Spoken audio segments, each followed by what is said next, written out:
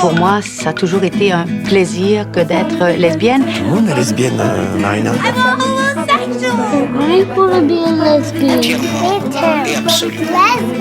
Moi, je dis qu'une lesbienne qui ne réinvente pas le monde est une lesbienne en voie de disparition. Aujourd'hui, nous sommes dans le Lot-et-Garonne. Laissez-vous porter par l'univers sonore de Rosemarie et Daniel, institutrices militantes de 86 et 83 ans.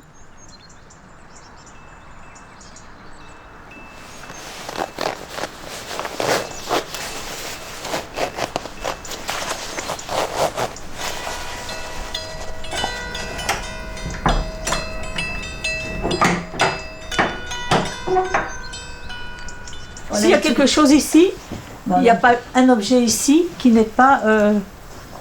un coup de cœur, enfin... Voilà, c'est ça. Un choix. Ah oui, si, on aime tout. Tout a une histoire ici, tout. Ouais. Tout. Alors, c'est politique, c'est artistique, c'est tout ce qu'on veut, c'est la Grèce. C'est nous, c'est... Ouais. Oui, oui.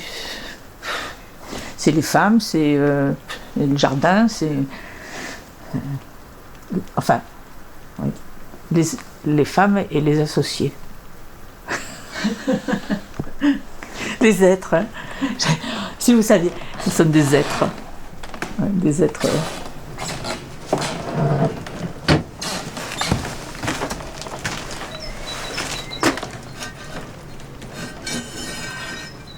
Mais c'est merveilleux ça, de vivre avec des femmes. Mais les hommes, c'est une autre espèce. Je ne peux même pas imaginer. C'est une autre espèce. On n'est pas les mêmes.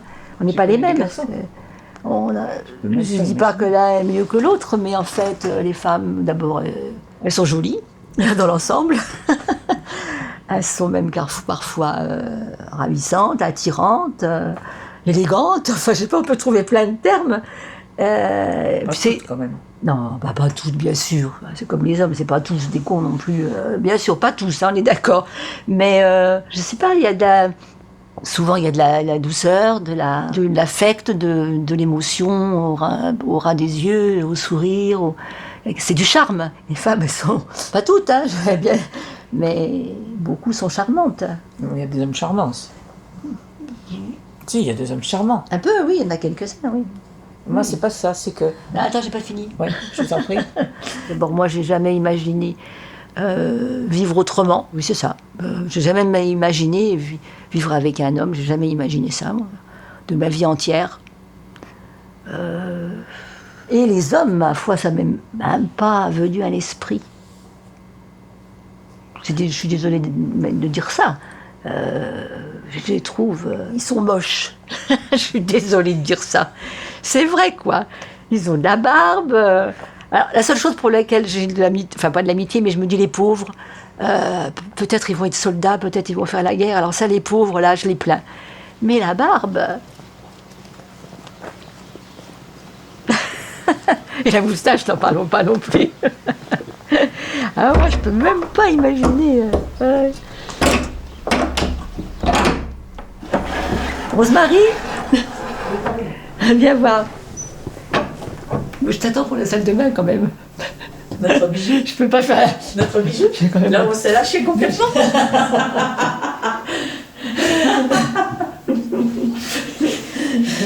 Alors là, on a tout choisi, hein, tout, la baignoire, celle-là. Sauf que le pire. On a mis du temps, on a choisi tous les carreaux, toutes les couleurs, les fresques, tout, les miroirs, on a tout choisi, tout. Voilà, là, ça donne sur la cour, directement. Voilà. Et nos plantes, l'hiver, elles sont là. Ça, c'est le chat. C'est le fauteuil du chat, comme tu peux voir. C'est cette façade-là. C'est Daniel qui l'a dessinée. Et Daniel a fait des dessins, parce qu'elle dessine beaucoup, Daniel, vous êtes au courant. Ouais. Elle a fait le dessin. Pierre par pierre et briquette par briquette, et le maçon a respecté, mais vraiment incroyable. Ça, on s'est offert ça aussi à un baby-foot. C'est toi qui l'as voulu, hein? C'est moi qui l'ai voulu, je voulais un baby-foot, j'ai eu un baby-foot. C'était un peu la règle ici. Cadeaux les unes les autres, quoi. Carrément. Hein? Hein? Oh, on a beaucoup ça, oui.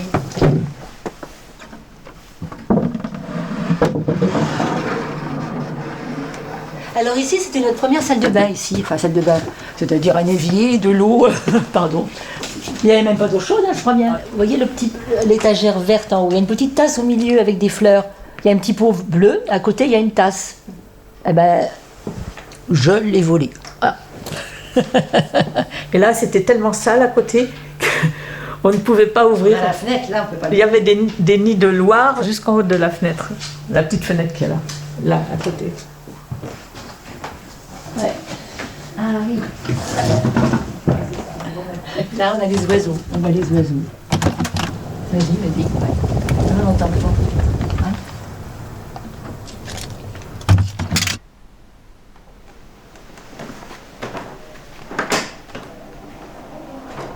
Rosemarie, elle a fait un texte qui est sur la porte. Qui est depuis des années Voilà. des années.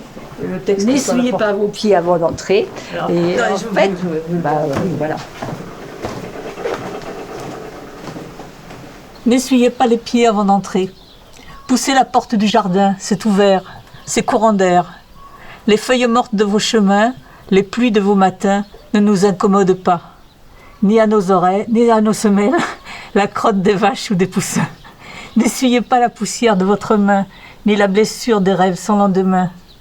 Derrière votre dos, ne le cachez pas, ce bouquet de marguerites cueilli au long de votre route. Nous aimons les rires et les amours, la pêche veloutée et la ride au coin des yeux. Nous n'avons peur ni de vos cheveux bizarres, ni de vos fatigues quai de gare. Dites-nous ce qui vous pleure, ce qui vous marche et vous éclaire. Faites-nous voir comme vous dansez. Prenons-nous par la taille, par le cœur, mais de grâce, pas de regard vilain, ni de mots crottes de chien. Chez nous, pas de bénitier. Essuyez votre âme avant d'entrer.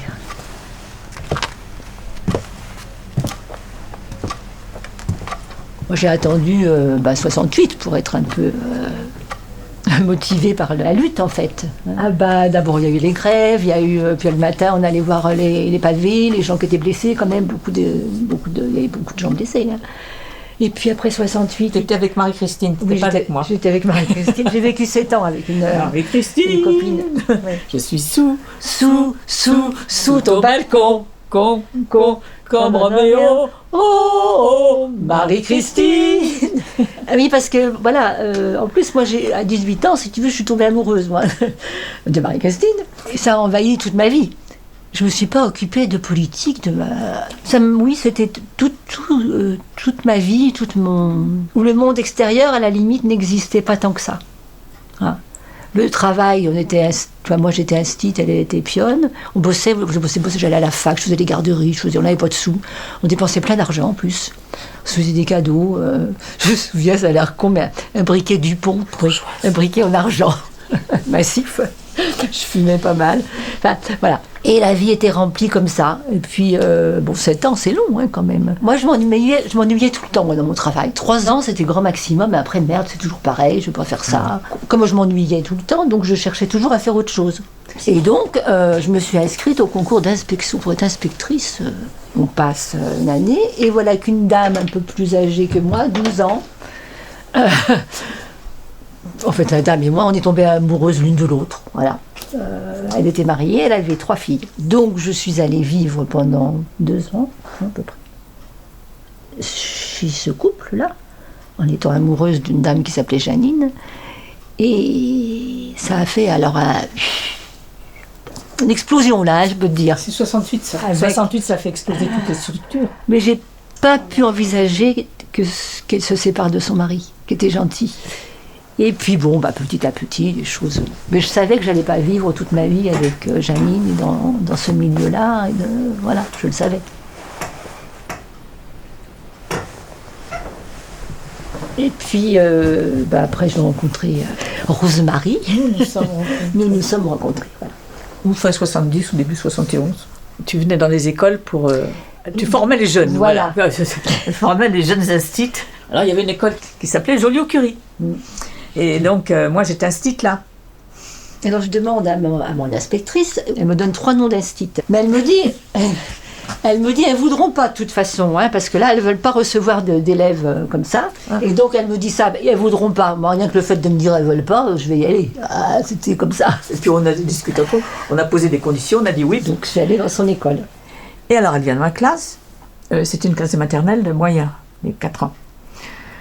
Et je faisais l'évolution du schéma corporel, du dessin du schéma corporel chez l'enfant. Chez l'enfant, je travaille beaucoup là-dessus. Et elle regarde les cahiers. Et elle me regarde et elle me dit, et vous arrivez à faire ça jusqu'à la fin de l'année? Or ça, c'est impossible. Mais c'était pas méchant, hein, ce que je te non, disais. pas du tout. Non, c'était d'un air tout à fait innocent. Mais là, je suis pas tombée amoureuse d'elle ce jour-là, hein, pas du tout. J'ai trouvé rigolote, c'est pas là en fait, hein, non, c'est après. Voilà.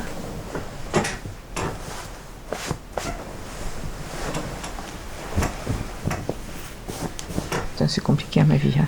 Oui, mais tu peux peut-être pas passer. Je passe à quel moment? Oui, c'est ça. Saint-Michel. Donc j'étais interne à l'école normale d'institutrice. Et moi, je connaissais personne, mais personne de chez personne. Sauf cette fille que j'avais connue un tout petit peu à l'école normale à la fin des 4e années, qui s'appelait Michel. Et quand elle a eu 21 ans et qu'elle a eu fini son école normale, et ben on a décidé de vivre ensemble avec des chats. Et alors on a vécu une belle vie. Rue des Épinettes, dans le 17e, au 11e étage. On voyait tout Paris, c'était magnifique. Et puis, elle a rencontré une fille plus jeune. Si bien qu'elle m'a menti.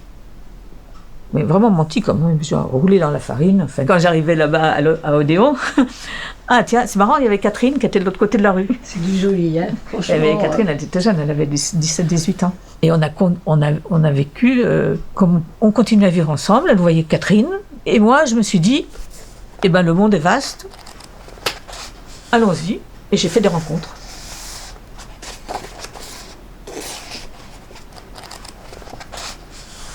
Mais Michel était très belle. Était dans ma chambre. Oui. C'était vraiment une beauté. Mais moi, ça m'a pas parlé. Bref, c'était ma beauté à moi. Voilà. Non, et alors, bon, on parle, on discute pédagogie quand même. Je suis restée un grand moment, mais ça ne m'a pas touchée. Tu n'as pas eu le cœur qui a fait toc toc? Rien du tout. Mais là, j'ai pas senti que finalement, elle devait être attirée par moi. Le soir, elle me dit, tu la connais, la conseillère pédagogique, là, Danielle Maffray? Je dis oui, oui, elle est venue à l'école, enfin ça. Alors, t'as envie de la connaître? Je lui dis à Michel, je lui dis, t'as envie de la connaître? Bah, tu lui téléphones. Oui, parce que j'avais connu quand même la directrice de mon école. Et mais je lui dis, si tu veux, je lui téléphone. Quel jour tu veux la voir? Parce qu'on habite ensemble avec Michel. Elle me dit tel jour, non. Ma directrice vient me voir, elle me dit, il y a quelqu'un qui vous appelle au téléphone. Alors moi, j'étais dans une période un peu de... Ça n'avait pas marché avec Janine et André, enfin bref, ça a été un peu explosif. Et tu m'as dit, si, voilà, faudrait qu'on se voit. Ben, je dis, le plus simple, c'est que vous passiez à l'école Joliot-Curie, où je suis. Et puis moi, on ira chez moi. C'est que nous filme. Et il faut dire que Danielle, à cette époque-là, elle ne vous a pas parlé de son allure. Les bottes, en cuir, en gros cuir, c'était plutôt le petit jeune homme, enfin un peu, hein, quand même. Je m'en rendais pas tellement compte, en fait. Je sais que tu t'en rendais mais pas compte. j'aimais les choses un peu... Les blousons de cuir, mais marron. Et moi, c'était plutôt les filles féminines. Mais j'étais pas virile, j'étais... Ah non. Je crois pas. Enfin, encore, j'en sais rien. Bon, bref, passons. Donc, qu'est-ce qu'on fait? On discute. On discute. Bien sûr. On commence à parler. Moi, je buvais pas mal à l'époque de whisky, d'abord. Une chance, il y avait du whisky à la maison. Moi, j'en bois pas. Alors, j'en buvais pas. Michel non plus, mais enfin on bon. boit l'apéro, bah oui, un whisky, 2 whisky, je pense, hein, quand même. Tu sors de la rue Gégène, tu emboutis la voiture qui était devant toi. Pas beaucoup, un peu. Bah oui, parce que 2 whisky, ça devait un peu... Puis même l'émotion. Puis on commence à parler. Michel est arrivé avec plus d'1 heure et demie de retard. C'était fini. C'était fini. C'était le coup de foudre. Ah, moi j'ai eu le coup de foudre avec Rosemary. Et moi, j'étais remuée complètement parce qu'on avait vraiment beaucoup parlé. Ah oui, beaucoup. Michel, elle m'en a parlé après. Elle a dit, quand je suis arrivée, et elle m'a dit, j'ai eu l'impression d'une partie de ping-pong. Mais moi, je m'en suis pas vraiment... Non, moi je me suis pas dit non plus, oh bah ça y est, je suis amoureuse, je me suis pas dit ça. Je l'ai trouvée belle d'abord, je trouvais ses yeux bleus, son sourire, ses dents, enfin bon bref, des choses comme ça, pas sa façon de parler, enfin quelque chose comme ça. Mais je me suis pas dit ça, si tu veux, t'étais emportée par un truc qui te domine complètement, en fait. Mais toi, t'étais très audacieuse, tu le sais pas. De toute façon, moi, je savais pas que j'étais belle du tout, je n'ai jamais aimé. Ça s'arrange avec l'âge, enfin, bon. Tu affirmais quelque chose que moi, si tu veux, je ne... Physiquement, Oui, peut-être. j'aime bien les challenges, et j'aime bien aussi ce qui me bouscule. C'était un coup de force, si tu veux. Tu vois? Rosemary, c'est quelqu'un. C'est vrai. Enfin, encore maintenant, à l'âge qu'on a, je te la trouve quelqu'un de très fort, très. Et voilà. Vous savez tout maintenant, hein? Et je dis, j'ai téléphoné, on s'est donné rendez-vous à Palais Royal. Je voudrais que ce soit encore hier soir. Oh, je me dis, putain. J'avais bien senti quelque chose, mais quand même. Il y avait Michel. C'était foutu, ça. C'était fini, quoi. C'était commencé, en tout cas. C'était. Ça s'est su dans tout Saint-Ouen. Oui, parce que là, les gens à Saint-Ouen. Alors là, on a dit qu'on posait un congé de conscience personnelle. Il n'était pas question de travailler, de rester dans ce. Là. Et on nous a fait passer en commission psychiatrique. Voilà. Il y avait 68 avant, et ça commençait déjà à... Enfin bon. Et moi, je suis passée devant le psy, et il m'a dit, qu'est-ce que ça veut dire, ça? J'ai dit, je ne sais pas ce que ça veut dire, mais ce que je sais, c'est que je ne veux plus être là où je suis en ce moment, que je veux partir, j'ai des projets, et je veux mon congé de convenance personnelle. Il m'a dit, vivez ce que vous avez à vivre. On a eu du bol ce jour-là, oui. Vivez ce que vous avez à vivre. Et au mois de juin, on est parti en Grèce, vivre en Grèce. L'inspectrice, vous allez vivre de quoi là-bas? Raconter, là. D'amour et d'eau fraîche, elle nous a dit. Non, d'amour et les petits oiseaux. Ah, d'amour et petits oiseaux. On a répondu oui. oui, madame. J'étais partie pour 54 ans.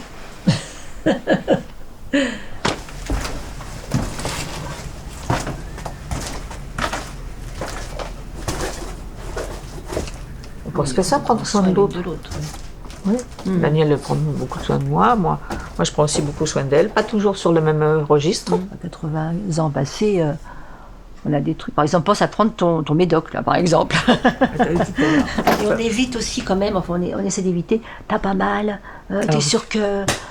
Fais attention, on évite ça. Sauf quand j'ai été opérée, elle m'a emmerdée. Mais elle m'a emmerdée quand j'ai été opérée. J'ai opéré des vertèbres, cimentées avec des vis. Oui, je voulais pas qu'elle porte des pots de fleurs, par exemple. Oui, ça, c'est sûr. Je vois des choses. Bah oui. Mais, par contre, enfin, moi, je trouve qu'on a une relation d'égalité totale. Je fais des cadeaux, je fais des beaux habits. Oui. Bien que le cadeau, d'après Rosemary, ne soit pas. Ah non, c'est des attentions. Moi, j'étais très cadeau dans ma vie entière. Quand on s'est rencontrés, elle m'a abreuvé de bouquets de glycine. Qu'elle allait chercher, je ne sais pas où, du côté de Montmorency, par là. En fait, moi, je suis quelqu'un qui doute, qui doute tout le temps de l'amour. Donc,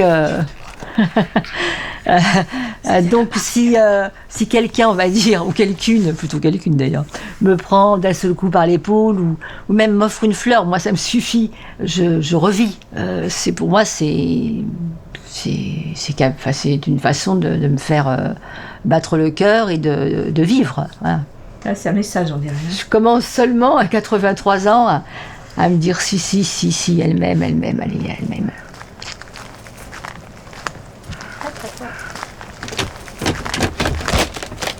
Moi, je vais vous dire franchement, les banderoles, je crois que j'ai une indigestion des pancartes. Si vous êtes très mignon demain... On ira dans la maison du bas, j'ai honte. C'est rien. Oh là là, je sais pas, 150 pancartes là-dedans, qu'on mettait au campanile. Ça rentrait plus dans la voiture. Tout ça pour mettre autour du rond-point. Hein.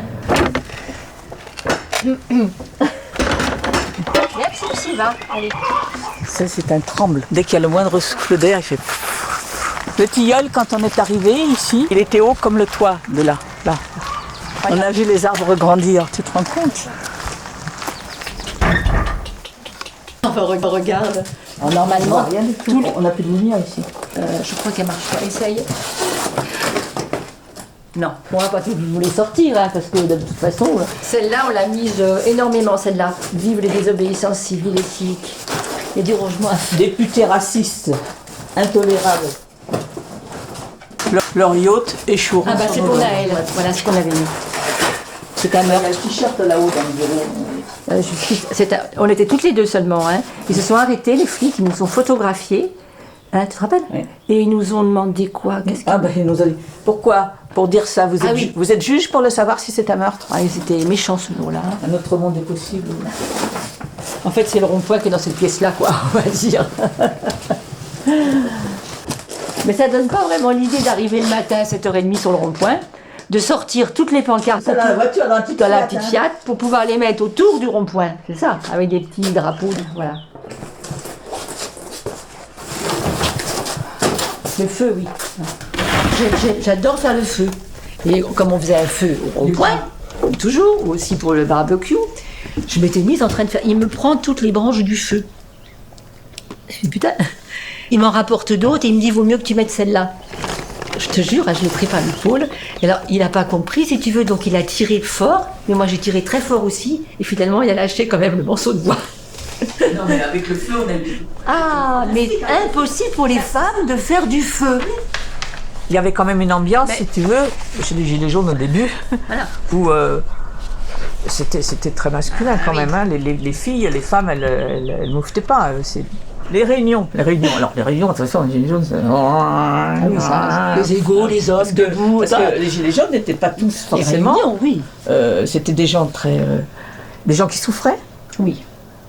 qui avaient eu des vies souffrantes. Des gens qui ont des problèmes de santé aussi, Et beaucoup. puis des gens qui avaient eu des vies Beaucoup. très, Pour la très plupart. limitées par Pour la plupart. l'environnement social, par leur régime social, quoi. Donc ça discutait beaucoup. Et bien sûr, les hommes parlaient beaucoup plus fort. Ah, debout. Beaucoup plus fort. Les hommes, ils sont debout. Moi, Un jour, j'ai fait pareil, moi aussi. Là, je suis levée, je parlais très fort. et moi, Et j'ai pas aimé du tout. Enfin, ça Oui, fait rien, bah, c'est bon, pas moi, grave. je l'ai fait parce que Je te l'ai dit, mais... faut faire quelque chose.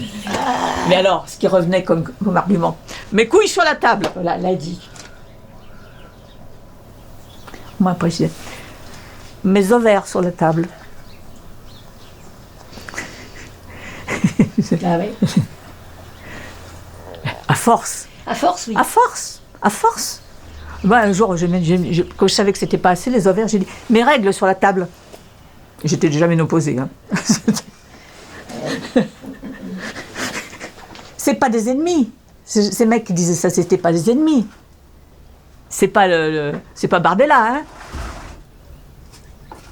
Faut pas se tromper. Le petit, quand il est con, il n'est pas forcément salaud, pour autant. Faut pas se tromper. Puis une espèce de... Avec les mecs, enfin gays, on va dire qu'on a rencontrés, il y avait toujours aussi, tu vois, une sorte de convivialité, d'ouverture tranquille, de... Ils n'ont pas peur. Voilà, c'est... Tandis que les autres, ils ont peur. Ouais. Ils ont peur. Alors de quoi ils ont peur? Ça, c'est intéressant. Hein. Alors nous, en plus qu'on soit homosexuels, ils ne savent pas comment s'y prendre, mais ils savent qu'on est planté sur un terrain spécifiquement féminin et qu'on n'a pas besoin d'eux. Ça les Au chatouille début vraiment. des Gilets jaunes, comme ça, on était assises, et puis je sais pas, Rosemary était assise ou accroupie en train d'écrire une pancarte, je crois, quelque chose comme ça. Et Bruno, Si. lui fait ça sur les cheveux, mais gentiment. Hein. Il fait comme ça sur les cheveux. Un jour, Rosemary, elle a fait un bond. Tu l'as pas, Oh là là. tu l'as pas giflé, je crois, mais Ah non, tu lui as parlé violemment. Enfin, Je lui dis, mais t'arrêtes, non, mais qu'est-ce qui te prend? Donc j'ai menti, je lui ai dit, bah oui, écoute, c'est mon père, il me faisait ça tout le temps dans les cheveux, je supportais pas. C'est pas vrai du tout, hein, c'était pas vrai du tout.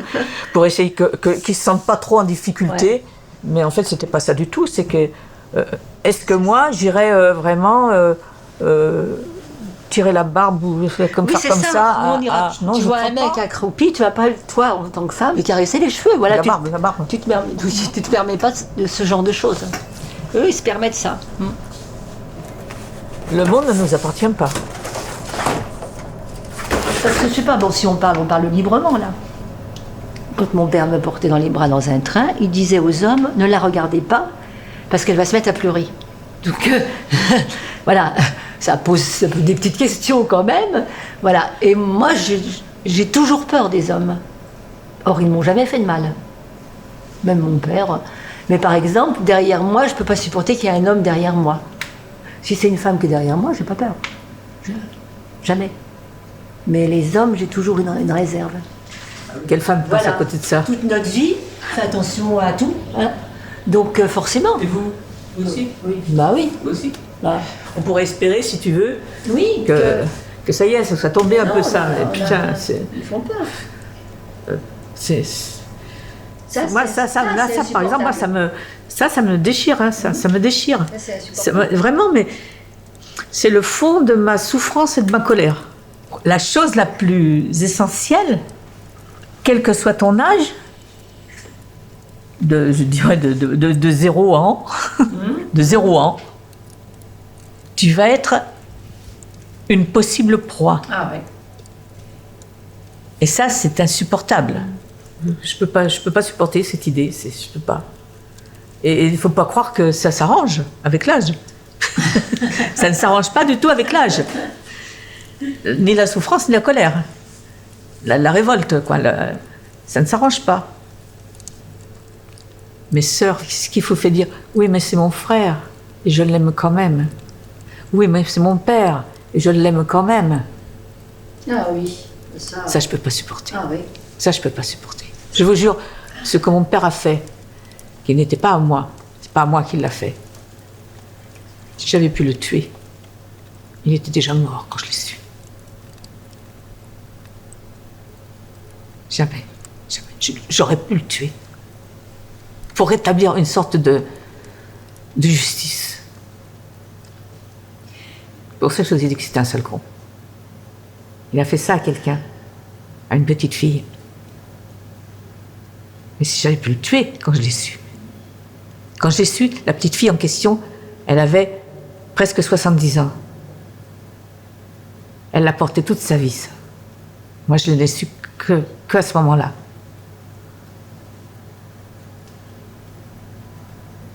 Et je pouvais lui dire que ça. Je ne peux pas le tuer, il est déjà mort. Il était vraiment mort. Je sais pas, je serais allée en bas de chez lui, je l'aurais écrit en lettres blanches par terre, j'aurais saccagé ses affaires, je l'aurais tué, je l'aurais dit partout.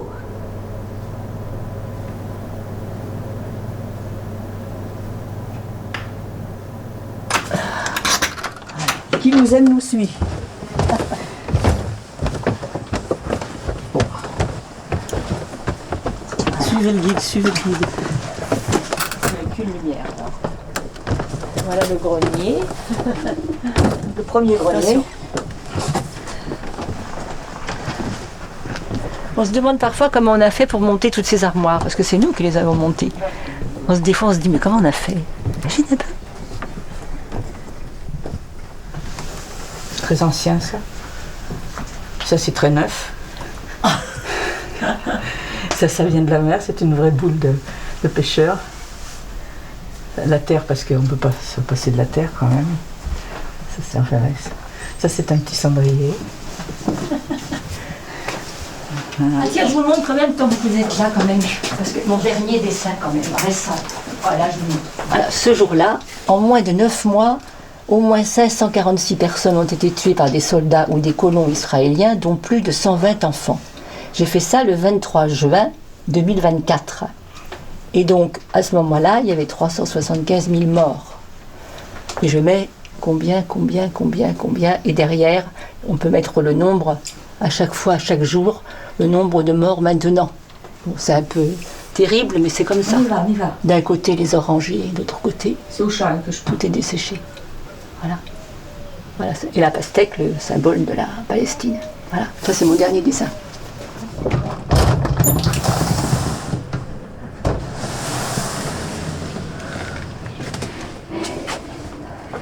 J'arrive. Ouf. Je perds mon pantalon.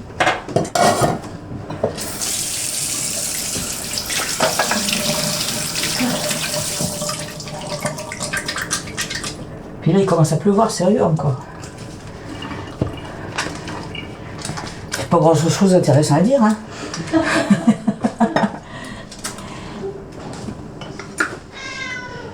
Ah, il y en a un qui parle au moins. On arrive. Nous, on est arrivés ici. Oh, les arbres. Les arbres de l'allée. On était 4 femmes.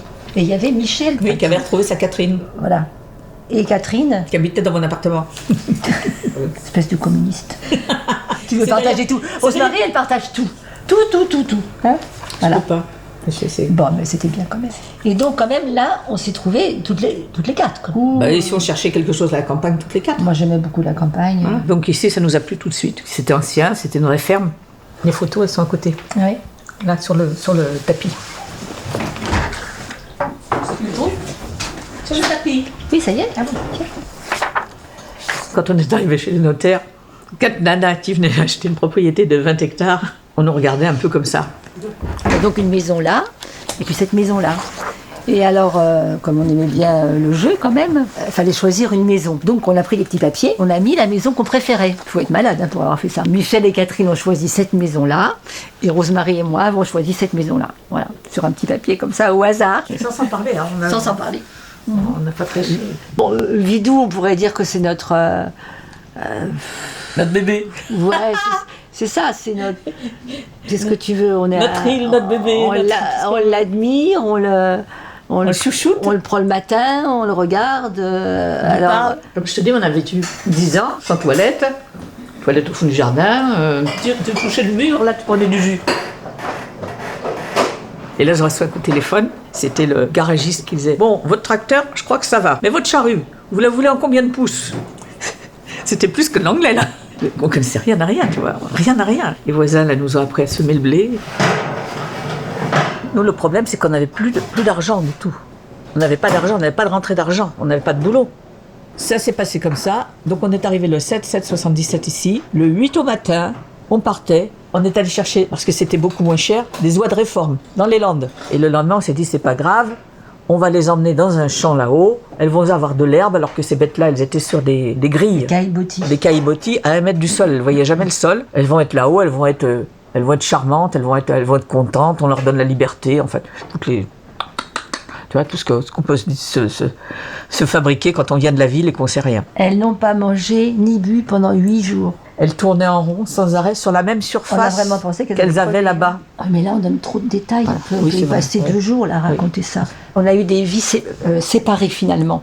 Et en fait, fondamentalement, je crois qu'après on l'a compris, elles étaient contre le gavage, comme beaucoup de gens. Elles avaient du temps le matin. Moi, je me souviens d'avoir vu Michel planter des petites primes verts. J'aimais beaucoup Michel, hein. Mais elle plantait des petites primes verts là devant la source. Et nous, on était dans la mer jusqu'au cou, on était débordés de travail. La vraie barbe bois. Donc, si tu veux, c'était des énervements comme ça. Si tu veux, il y avait un fond qu'on n'était pas en commun. Et surtout, elles étaient complètement écolos. Et nous, donc, on a été... Et nous, on n'avait pas les moyens d'être écolos. Mais on n'est pas du même milieu social aussi, hein, ça fait beaucoup ça. Et puis c'est du travail, si tu veux, pour les gens de la ville, c'est du travail qu'on ne peut pas comprendre. Non. Il y avait quoi? Il y avait 15 jours qu'on était ici. Ah oui. Elle arrive avec une pancarte et elle dit: on va fermer en bas. On va mettre un portail. On va mettre un portail en bas. Personne ne met de portail ici. J'imagine, hein. il n'y a pas de portail ici. Les gens, ils laissent ouvert. Tout le monde, tu rentres chez les gens comme ça. Un portail en bas. Et alors on dit: oh mais non, mais puis nous on n'a pas les ronds pour un portail. Ça. Bon, ben, elle dit: ben, c'est pas grave. Elle fait une pancarte, propriété privée. Alors là, c'est moi qui ai éclaté. Hein. Propriété privée, ça je pouvais pas. C'est grave là. Ça, je pouvais pas. Propriété privée. On n'est pas propriétaire. Voilà, Ça, c'est quelque chose que Catherine ne peut pas supporter comme idée. Elle est dans la propriété. Nous on n'est pas propriétaires. On est de passage. Maintenant, on n'est pas... On reçoit la responsabilité de ce lieu. Et c'est pour ça qu'on l'entretient. Alors, donc, qu'est-ce que ça veut dire? Non, mais petit à petit, ça s'est dégradé. Alors, ça, oui. On était partis 3 jours à Paris. Et quand on est revenu, elles nous ont dit: on part. Mais la façon dont ça a cassé avec Michel et Catherine, quand elles sont parties, c'était ça c'est vraiment... Mais en même temps, je pense qu'on s'est fait avoir. C'est pas grave de se faire avoir, mais enfin bon. Moi, j'y croyais vraiment quand on est partis. Et moi, j'ai toujours cru qu'elles allaient revenir. Pendant des années, on leur a même proposé. Elles vont revenir. De toute façon, je pense qu'avec Catherine, on a fait une erreur. Quand Michel est morte, elle ne nous a pas prévenus. On l'a su 4 mois après par notaire. Elle ne nous a pas prévenus. Ça, j'ai trouvé ça pas beau du tout. Merci, petit. Merci. Oui, lesbienne, non, on n'aime pas. Moi, j'aime pas. Non. Sappho, c'est autre chose. C'est pas... Sappho, c'était une poète. Et avec ce que c'est que la mer, la Méditerranée, en plus. Puis en fait, c'est un terme très restrictif finalement. Oui. Parce que tu peux être C'est catégoriel. Oui, voilà, t'es pas forcément lesbienne à vie non plus. On te met dans un truc. Si tu l'es, mais si tu... Nous, quand on voit un mec un peu féminin dans la rue, on dit oh, il est mignon celui-là. Ben oui, voilà. Bon. Et moi, comme chez mes parents, il n'y avait jamais de musique, sauf mon père qui jouait de l'harmonica. Les bouchons d'oreilles n'existaient pas à cette époque-là. Alors moi, je m'enfermais dans un cagibi et je lisais. C'est comme ça que j'ai reçu les plus belles baffes de ma vie. J'en ai pas reçu beaucoup. Parce que je faisais la gueule, comme ils disaient. Qu'est-ce que t'as encore à faire la gueule? C'est surtout sur les fêtes de famille. Noël, le jour de l'an, le même rituel tous les ans. Les huîtres ceci, le lapin chasseur, le gigot ceci, et le savarin à la fin. Quand t'es ado, tu commences à... Et donc moi je me mettais dans le cagibi et je lisais tous mes bouquins. C'était même à l'époque où je lisais 200 bouquins par an, au moins, minimum. Hein. Et quand j'ai été foutu à la porte, quand ils ont été convoqués parce que j'avais été trouvée dans le lit de Françoise, le Noël suivant, le jour de l'an suivant, bon, j'étais dans mon cagibi, hein, ils étaient tous en train de s'engueuler plus ou moins parce que mon frère était encore fou et mon père était CGT. Alors je sais pas si tu vois un peu mon père vient et qu'est-ce qu'elle a encore à faire la gueule celle-là? Alors celle-là, bien sûr. Hein. Puis alors il y a mon frère aîné, mon gentil, là, qui dit mais laisse-la, tu vois bien, ça l'intéresse pas du tout ce qu'elle elle lit, laisse-la tranquille, fous-lui la paix, ça l'intéresse pas du tout ce qu'on fait. Et puis cette fois-là, je sais pas, j'ai résisté un peu, quoi. Alors il m'a foutu une baffe. Ouais, il m'a foutu une baffe, ça m'a foutu par terre, hein, quand même. Et là-dessus, ma mère est intervenue en disant laisse-la quand même, en fait. Et là-dessus, mon père a hurlé mais tu sais bien que ta fille est une win.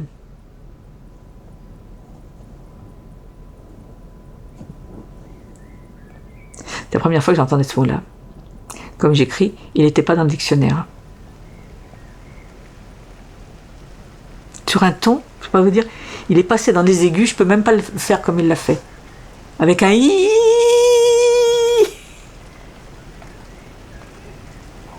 C'était terrible.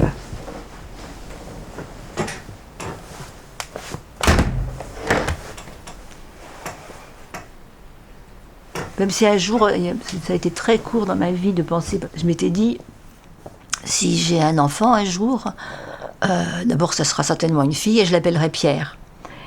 Et je l'habillerai, alors c'était un peu l'époque baba cool quand même, et je trouvais qu'on achetait des vêtements pour les enfants, j'avais des copines et tout, et moi je m'étais dit, si j'ai un jour une fille donc, qui s'appellerait Pierre, je lui découperai des habits dans des serpillières.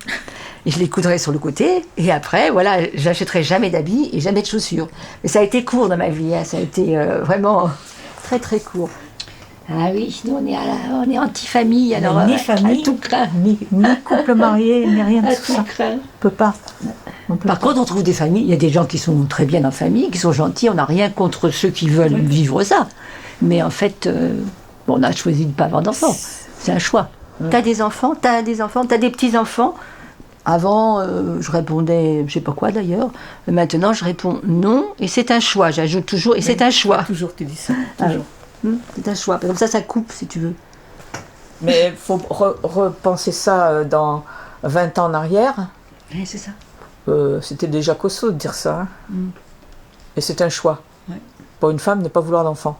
Comment ils nous appellent, les chirurgiens, là, les médecins? Les nullipares. Si vous connaissez ce terme? Je leur en veux, mais vous pouvez pas ça.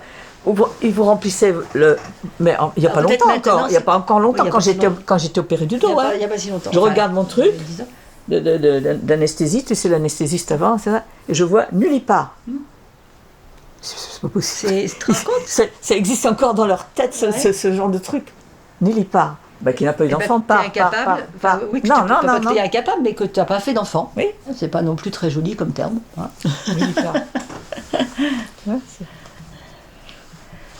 Maintenant, des fois, je dis aussi, non, j'en ai pas voulu, c'est un choix, et quelle liberté. Ah.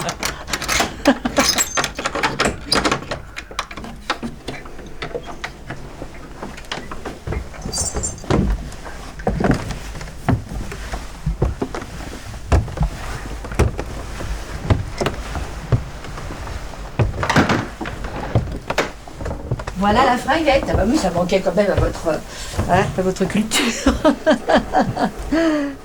Voilà. Ben là, vous avez tout vu la maison. Ah non, enfin bon, c'est bon. Ça, c'est Rosemary qui l'a conçu, le meuble. Voilà.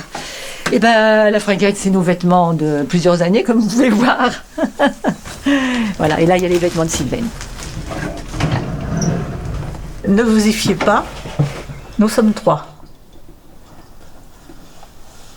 Hein? Ah oui, ça, je ne savais pas que c'était moi que tu regardais. Oui, bien sûr, on est avec Sylvaine. Elle est là. Oui. J'allais dire c'est une belle réussite, c'est pas le mot qui va. Mais c'est pas évident de vivre à 3. 3 femmes pendant 26 ans, c'est pas évident.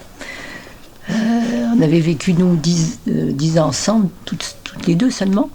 Et Sylvaine est arrivée. Difficile. Mais on l'a fait. On l'a fait. Même tout ce qui est fait, en fait, on a fait la plus. Voilà. On l'a fait à 3. La conception, les peintures, tout.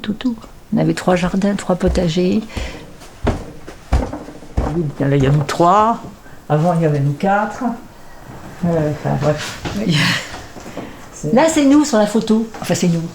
Oui, parce qu'en fait, bon, c'est compliqué de raconter des choses comme ça. Là, vous n'allez pas vous y retrouver. Non, vous ne pouvez pas vous y retrouver.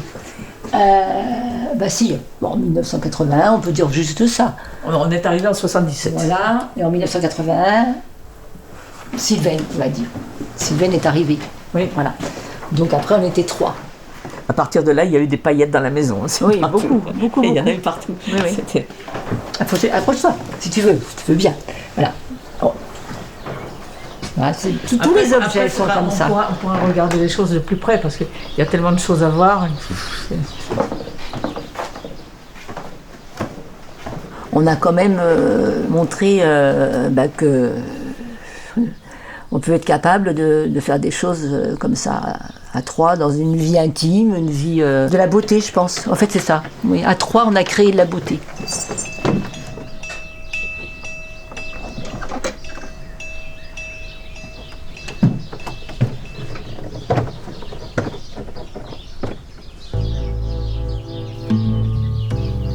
Merci à tous d'avoir écouté cet épisode de 26 rue des Lesbiennes. Co-conçu et co-réalisé par Cléo, Jade Neuhaus, Manon Josien et Constance Regina. Une production de l'Avalanche. N'hésitez pas à nous rejoindre sur nos réseaux sociaux et à contribuer au financement participatif pour que ce projet puisse continuer d'exister. Toutes les informations sont en description. À très vite.